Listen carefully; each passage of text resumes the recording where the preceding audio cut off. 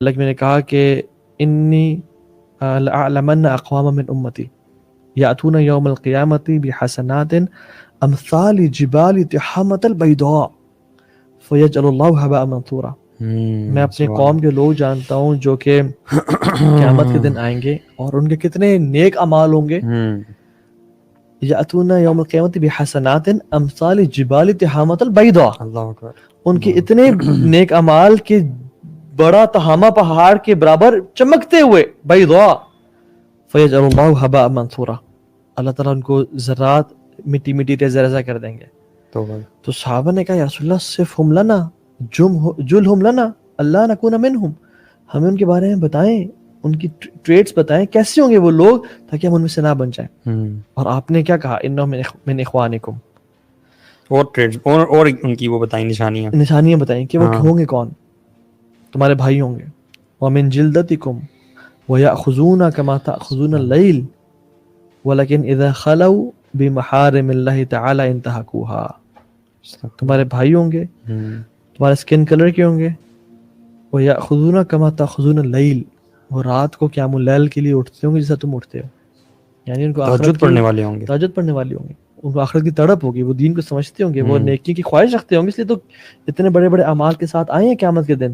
لیکن کرتے کیا ہوں گے, ایک جو چیز ہے نا جو اللہ کو ناپسند ہے وہ یہ کرتے ہوں گے, وَإِذَا خَلَوْا بِمَحَارِمِ اللَّهِ تَعَالَى انتهكوها, اللہ اکبر, جب وہ اکیلے ہوتے ہوں گے نا in the comfort and privacy of the rooms, وہ گناہ کرتے ہوں گے جو اللہ نے ان پہ حرام کیا, اللہ کی حدود کو پامال کرتے ہوں گے. اکیلے ہوتے ہیں, لوگوں کے ڈر سے وہ سب کچھ کرتے تھے, لیکن جب اکیلے ہوتے تھے تو وہ گناہ کر لیتے تھے. چلو اب تو لوگ نہیں دیکھ رہے نا, اور اللہ بھی بڑا غفور رحیم ہے, اللہ کا کس نے پرواہ. اور قیام اللیل پڑھنے والا بندہ کوئی عام بندہ نہیں ہوتا بھائی. قیام اللیل پڑھنا آسان بات ہے, کنسسٹنسی اختیار کرنا بڑا مشکل کام ہے. اور یہ یعنی وہ اس طرح کے نیک لوگ ہوں گے جی جو اتنے نیک ہوں گے, اتنے تقویٰ والے لوگ بھی یہ کام کر سکتے ہیں. میرے ذہن میں اس کا وہ ٹیڈ بنڈی کا ذہن میں آ رہا ہے, وہ جو امریکن سیریل کلر تھا جس نے 50+ خواتین کو اغوا کر کے ان کو سرجاتی کر کے اس کے بعد ان کو قتل کیا تھا اس شخص نے. اچھا. اور وہ اپنی سٹوری بتاتا ہے, وہ بندہ کہتا ہے کہ میں جو نا ایک ایسی فیملی میں پلا بڑا ہوں جو کہ ایک کنزرویٹو کرسچن فیملی تھی, اور بڑے کلیئرلی بتاتا ہے یہ وہ سیکرٹ میں آپ کو بتا رہا ہوں, یہ اس کی سزا سے بس کچھ دیر پہلے کی بات ہے, جب اس کو کیا کہتے ہیں ڈیتھ پینلٹی ہو چکی ہے, تھوڑی دیر پہلے کی بات ہے. کہتا ہے کہ میں جو ہے نا وہ ایک کنزرویٹو کرسچن فیملی سے بلانگ کرتا ہوں. میرے پیرنٹس جو ہیں وہ اس زمانے کے ٹپیکل پیرنٹس ہیں, یہ 1980s کی بات ہے, غالباً 87 89 کی بات ہے. کہتا ہے یہ میرے پیرنٹس وہ لوگ ہیں جنہوں نے اپنے بچوں کے اوپر, اولاد کے اوپر پورا فوکس کیا ہوا تھا. آج کل کی طرح نہیں ہے کہ بس ٹیبلٹ دے کے چھوڑ دیا جیسا مرضی بڑے ہوتے رہے. انہوں نے پورا فوکس کیا ہوا تھا اپنی اولاد کے اوپر. کہتے ہیں کہ انہوں نے ہم پہ فوکس بھی کیا ہوا تھا, اور ہم اچھے بھلے ریزنیبل لوگ تھے, اور ہم پڑھائی میں بھی اچھے تھے, ہماری زندگی بالکل ٹھیک ٹھاک چل رہی تھی, ہمارے اپنے اچھے ریلیشن شپس تھے, اپنے دوستانہ ریلیشن شپس تھے پیرنٹس کے ساتھ بھی, میرے سب کچھ ٹھیک تھا. کہتا ہے لیکن ایک مسئلہ تھا جو کہ میں نے اپنے اندر آج تک چھپا کے رکھا ہے, اور وہ کیا مسئلہ تھا؟ وہ کہتا ہے یہ پورنوگرافی کی بیماری تھی. کہتے ہیں کہ یہ ایسی بیماری ہے کہ یہ 80s کے اندر یہ بندہ بات کر, کہتے ہیں یہ ایسی بیماری ہے کہ یہ مت سوچیں کہ یہ تو ہمارے بھائی ہیں, ہمارے ہسبینڈز ہیں, ہماری بہنیں ہیں یا ہماری مائیں ہیں, تو یہ نہیں کر سکتے. وہ کہتے ہیں کہ یہ ہمارے بیچ میں سے ہی پورنوگرافی کسی ایک بندے کو ایسے اچک کے اٹھا کے لے جاتی ہے, اور کہتے ہیں اس کو تباہ و برباد کر دیتی ہے, اور اس کو اس دہانے پہ پہنچا دیتی جہاں پہ میں کھڑا ہوں آج. کہتے ہیں میں بالکل باقی سب کچھ میرے زندگی میں اچھا چل رہا تھا, اور میں ریزن آدمی, مجھے کوئی سائیکوٹک ایشوز بھی نہیں تھے, بالکل ٹھیک تھا, میں ڈیسنٹ آدمی تھا, اچھی فیملی سے. لیکن ایشو کیا تھا؟ ایشو یہ تھا کہ وہ صرف پورنوگرافی سے ایڈکٹڈ تھا, اور اس کے اپنے الفاظ ہیں. کہتے ہیں there comes a time کہ جب you no longer enjoy pornography, آپ جتنے مرضی ایکسٹریم پہ چلے جائیں, you have to take the next step. اور وہ نیکسٹ اسٹیپ پھر کیا ہوتا ہے؟ ریپ. وہ یہ ہوتا ہے جو آپ کے سامنے آج موجود ہے. اور جو میں دیکھ رہا ہوں ان کو میں کہنا چاہوں گا کہ ڈونٹ ٹیک اٹ لائٹلی, واللہ چھوٹی چیز ہے کہ آپ چلو کر لیتے ہیں, آپ کوپ اپ کر جائیں گے, واللہ ٹیک اٹ ویری سیریسلی. آپ گرو کر رہے ہیں ایوری ڈے, آپ گرو کر رہے ہیں ایوری ڈے, اور آپ بڑے ڈسٹرکشن کی طرف جا رہے ہیں بہت زیادہ, دنیا میں بھی آخرت میں بھی. کیا فائدہ یار, یا تو نا بندہ یہاں انجوائے کر لے, ذرا انجوائے کر لے, اور آخرت میں چلو کر لے. یہاں پہ بھی خوار ہو رہا ہے اور آخرت میں ہو رہا ہے. اور ایک شخص تھا جو کہ کہتے ہیں میں پوائنٹ دیکھ رہا تھا, اور nobody was at my home, میں بالکل کمفرٹیبل ہو کے دیکھ رہا تھا, تو اچانک دروازہ کھل گیا. میرا کہتا ہے میں لیپ ٹاپ بند کر کے میرا نا دل جو ہے نا دھڑکنا شروع ہو گیا, اور میں ڈر گیا. It was my cat. اور کہتے ہیں مجھے اتنی شرم آئی کہ عالم الغیب و شہادہ مجھے دیکھ رہا تھا, مجھے اس سے حیا نہیں آئی, اپنی پیٹ سے اور بلی سے میں ڈر گیا. اور واللہ یہ جو چیز ہے نا, وہ پوائنٹ سے بڑا گناہ یہ تھا کہ آپ کسی انسان سے ڈر گئے, کسی انسان کے آنے پہ آپ نے لیپ ٹاپ بند کر کے رکھ دیا یا موبائل فون کو ایسے کر لیا, اور آپ عالم الغیب و شہادہ سے نہیں It ڈرے. shows your عقیدہ نا کہ this man is watching me and you don't think the same about Allah subhanahu wa ta'ala that Allah is also watching you.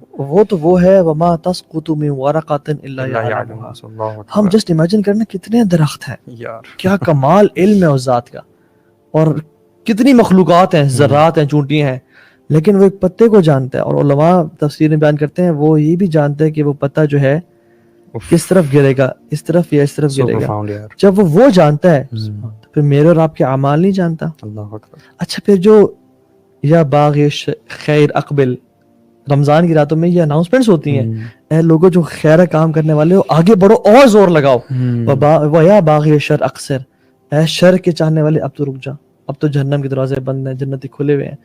اللہ جو آسمان اور زمین کے رازوں کو جانتا ہے اور پتے کے گرنے کو جانتا ہے, وہ آپ کے آنسو کو نہیں جانتا. پھر اگر آپ اپنا آنسو بہاتے ہیں, اگر آپ اس کی یاد میں روتے ہیں یا اس پوائنٹ کی وجہ سے آنسو بہاتے ہیں اور کہتے ہیں یار اب میری بس ہو گئی ہے, مجھے تو نکال, میں ایفرٹ کروں گا, کوشش کروں گا, نکالنا ہے مجھے, تو نے ہمت تو نے دینی, اور آپ آنسو بہاتے ہیں, تو وہ جو آنسو ہے نا وہ اس کو اچھی طرح جانتا ہے, جو پتوں کو بھی جانتا ہے. واللہ آج کے دور میں میں سمجھتا ہوں جتنا بڑا یہ فتنہ ہے نا, اس فتنے سے صرف اور صرف اللہ سبحانہ وتعالی کی خاص رحمت ہی ہے جو بندہ نکال. میں بتاؤں یہ پانی ہے نا, سب پانی ایک طرح کے نہیں ہوتے.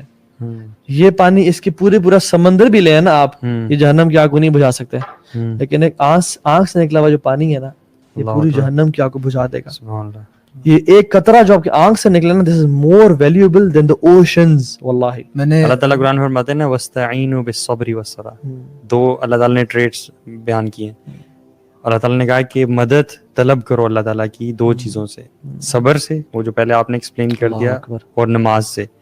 تو میرے ذہن میں یہ بھی آ رہا ہے کہ اگر تو ہم کمیٹڈ ہیں نا بہت زیادہ کہ یار ہم نے چھوڑنا ہی چھوڑنا ہے, ٹھیک ہے, موٹیویشن آ گیا, یہ آنے کے بعد نا اصول بنا لیں کہ 5 وقت کی جو نمازیں ہیں نا یہ آپ نے مسجد میں پڑھنی ہے, اور اذان ہوتے ہی آپ نے پہنچ جانا ہے. اگر آپ یہ روٹین سٹارٹ کرتے ہیں نا انشاءاللہ الرحمن, اللہ تعالیٰ کی توفیق سے اللہ تعالیٰ this is tried and tested. اللہ تعالیٰ آپ کو ایسے نکال لیں گے. بالکل, اللہ تعالیٰ قرآن مجید میں کہتے ہیں نا اقیموا الصلاۃ وآتوا الزکاۃ ان الصلاۃ تنہی عن الفحشاء والمنکر. ایگزیکٹلی, اللہ تعالیٰ نے بتا دیا کہ نماز بے حیائی اور برے کاموں سے روکتی ہے آپ کو. یہ آپ کو پوائنٹ نماز سے روک دے گا, یا آپ کو نماز پوائنٹ سے روک دے گی, دونوں چیزیں کٹھی لمبا نہیں چلیں گی. صحیح بات, شروع میں کچھ عرصہ آپ بیٹل کریں گے یا ان میں سے ایک چھوٹ جائے گی. شیطان کا کامن ٹریپ نہیں, لوگ آگے کہتے کہ یار میں یہ گناہ کر لیا, میں کس منہ سے نماز پڑھوں. ایگزیکٹلی, او بھائی نماز پڑھو تاکہ تمہارا یہ گناہ برا کام چھوٹ جائے. صحیح, دوستوں نے خود بتایا ہوا, لڑکوں نے خود بتایا ہوا کہ جب ہم نے نماز شروع کی ہے نا, ارسپیکٹو ہم اس چیز میں پڑھے کہ نہیں پڑھے, نہیں چھوٹی جا رہی, نماز میں پڑھے نا جب, تو نماز کی وجہ سے ہم سوچتے ہیں یار